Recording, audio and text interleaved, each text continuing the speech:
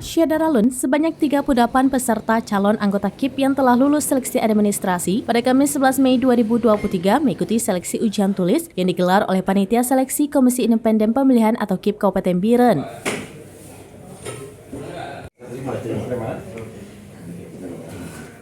Ujian berlangsung di ruang sidang kantor DPRK Biren. Sebelum ujian dimulai, peserta dari berbagai kalangan juga menyaksikan langsung proses penyerahan soal ujian beserta kunci jawaban soal antara pejabat Fakultas Hukum Universitas Maliku Saleh Loksmawe dengan Ketua Pansel KIP Biren. Ketua Pansel KIP Kabupaten Biren, Mukhtarudi, mengatakan untuk bahan ujian tulis bagi calon anggota KIP Biren dibuat oleh tim Fakultas Hukum Unima Loksmawe dan diserahkan menjelang pelaksanaan ujian. Mukhtarudi menambahkan soal ujian ada 100 soal dengan waktu 120 menit.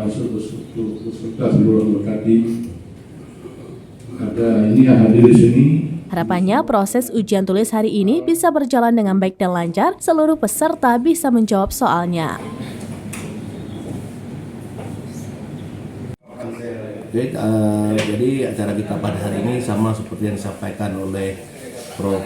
Jamal tadi, bahwa kegiatan adalah ini tes calon anggota KIP, di mana soal-soal yang akan kita tanyakan pada mereka adalah yang dibuat oleh tim Magister Hukum Universitas Maliku Saleh dipimpin oleh Prof. Jamal.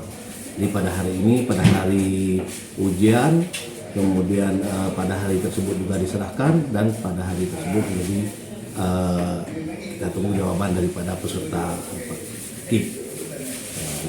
Jadi jawaban soal-soal ini insya Allah murni, tidak ada yang bocor karena pada hari ini diserahkan langsung oleh tim pembuat soal dari Magister Hukum Universitas Maliku Saleh.